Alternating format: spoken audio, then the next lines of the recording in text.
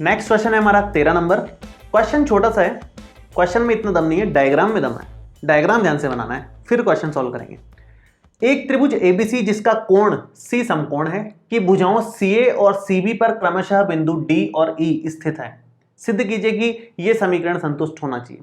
तो मैं एक बार डायग्राम बनाता हूं, फिर हम लोग शुरू करेंगे। डायग्राम देखिए किस तरह से बनेगा, ध्यान से देखेंगे इसको। एबीसी जिसका कोण सी समकोण है, सी पे समकोण करना है, सबसे पहली बात तो ये ध्यान रखनी है। तो ये मैं डायग्राम बनाता हूं इसका। ये हमारा कोण सी समकोण हो गया, सबसे पहली बात तो ये। अब आप ए कहीं ले लो, बी कहीं ले लो, यहाँ ए और यहाँ बी भी ले सकते थे, उल्टा कर सकते थे, मतलब कोई दिक्कत नहीं है, सी समकोण होना चाहिए बस। आगे इसने बोला सी ए और सी बी पर क्रमशः बिंदु डी और ई स्थित है। सी ए, इस पे तो बिंदु डी कहीं ले लो, मान लो ये डी है। सी बी पर बिंदु कहीं ई है, मान लो यहाँ कहीं ई है बिंदु। इस प्रकार स्थित है कि सिद्ध करना है ए ई का वर्ग और बी डी का वर्ग। ए ई और बी डी को मतलब मिलाना ही पड़ेगा, तो ए ई को मिला देते हैं, ये मिला दिया, बी डी को मिला देते हैं, ये मिला दिया, ठीक है। बराबर आएगा ए बी का वर्ग और डी का वर्ग। डी ई को भी मिलाना है, मतलब ये भी एक त्रिभुज बनेगा। डी ई को भी मिला देता हूं, मैं डॉटेड लाइन से मिला रहा हूं, आप पूरी लाइन से मिला लीजिए, कोई दिक्कत नहीं है। डॉटेड से सिर्फ इसलिए मिला रहा हूं क्योंकि आपको दिखे, ताकि एक त्रिभुज ये भी बन रहा है, थोड़ा अलग तो दिखना चाहिए ना। तो कितने त्रिभुज हो गए, समकोण त्रिभुज 4 बन गए यहाँ। एक तो बड़ा वाला ए बी सी फुल, एक ये बी डी सी, एक ये ई ए सी, और एक ये छोटा सी ई डी। 4 समकोण त्रिभुज बन गए, और उन चारों समकोण त्रिभुजों के विकर्ण है, ये कर्ण है, ये ध्यान से देखो आप, चारों समकोण त्रिभुजों के कर्ण है। ए ई का वर्ग मतलब इसकी बात चल रही है, ये इस त्रिभुज का कर्ण है। बी डी का वर्ग इस त्रिभुज का कर्ण आ गया, दूसरे समकोण त्रिभुज का। ए बी का वर्ग सबसे बड़े वाले समकोण त्रिभुज का कर्ण है, और ये भी सबसे छोटे वाले समकोण त्रिभुज का कर्ण ही है, बी डी का स्क्वायर। तो इन चारों समकोण त्रिभुजों के कर्ण की बात चल रही है, तो चारों में पाइथागोरस प्रमेय लगानी पड़ेगी, सीधी सी बात है। चारों में पाइथागोरस प्रमेय जैसे ही आप लगाओगे आपका काम हो जाएगा, अपने आप आंसर आ जाएगा, ज्यादा कुछ अपने को दिमाग लगाना ही नहीं पड़ेगा। चलिए मैं शुरू करता हूं। सबसे पहले तो मैं लिखूंगा सबसे बड़ा वाला त्रिभुज जो कि है एबीसी। तो त्रिभुज ए बी सी में कोण सी बराबर 90 डिग्री, अतः पाइथागोरस प्रमेय से हम ये कह सकते हैं, क्या कह सकते हैं, कि AB का वर्ग बराबर आएगा BC का वर्ग प्लस में AC का वर्ग, BC का वर्ग प्लस में AC के वर्ग के। समीकरण नंबर 1। सेम इसी प्रकार त्रिभुज, एक तो BDC में कोण D बराबर 90 डिग्री, अतः वही पाइथागोरस प्रमेय से, मैं लिख नहीं रहा हूं इस लाइन को, आप लोग लिख लेना। BD का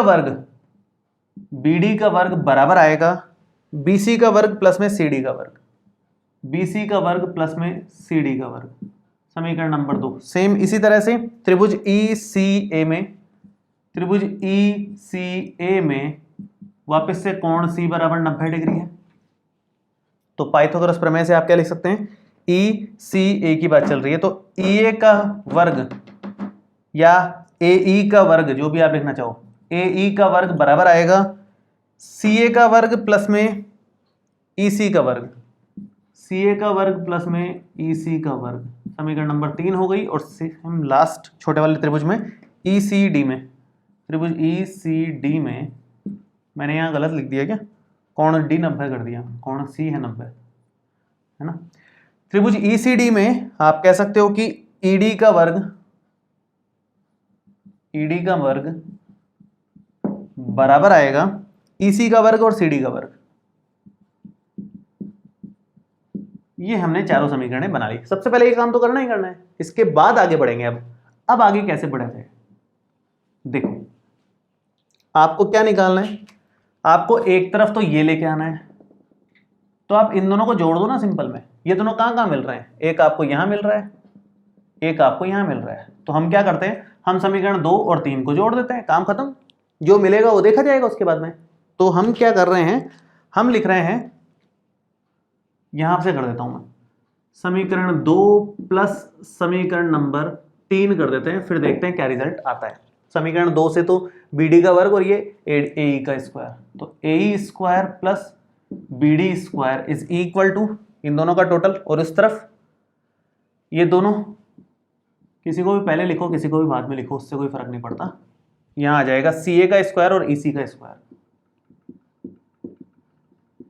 ठीक है, ये हमने लिख दिया। अब थोड़ा ध्यान से देखना है, ध्यान से ये देखना है कि इसमें BC का स्क्वायर और AC का स्क्वायर है क्या, ये रहा और ये रहा।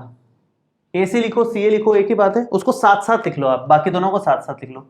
AE का स्क्वायर और BD का स्क्वायर किसके बराबर है, BC का स्क्वायर प्लस, मैं इसको AC लिख लेता हूं, AC का स्क्वायर प्लस में। अब देखो बाकी के जो दो बचे हैं अपने आप ही उनको साथ में लिख सकते हो आप, ये EC का स्क्वायर और CD का स्क्वायर, तो ये EC का स्क्वायर आप साथ में लिख लो और CD का स्क्वायर आप साथ में लिख लो।